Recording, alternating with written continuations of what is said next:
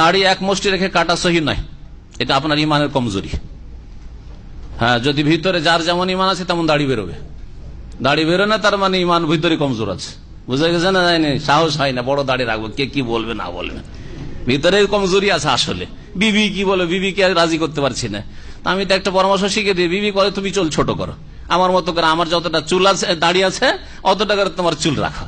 তার বেলা তো রাজি না, বিবির কাছে সারেন্ডার করছেন, আপনার হুজুর হয়ে গেল আপনার বিবি, ওর কাছে আপনি নতি স্বীকার করছেন, আর ওকে নতি স্বীকার করতে পারেন, ওর চুলকে মুন্ডন করিয়ে দেন, দাড়ি মুন্ডন করাচ্ছে, ওর চুল মুন্ডন করেন গিয়ে ছুটিতে, তাহলে সোজা হয়ে যাবে, সোজা হয়ে যাবে। আমার মশওয়ারা নেন, দেখি একবারে ঠিক হয়ে যাবে। জি জি, আমি আম্বরে একটা মহিলাদের বক্তব্য ছিল, মানে মহিলার পর্দার আড়ে, আর ওর শুধু ওই ফ্যামিলি প্রোগ্রাম ছিল এক ভিলাতে।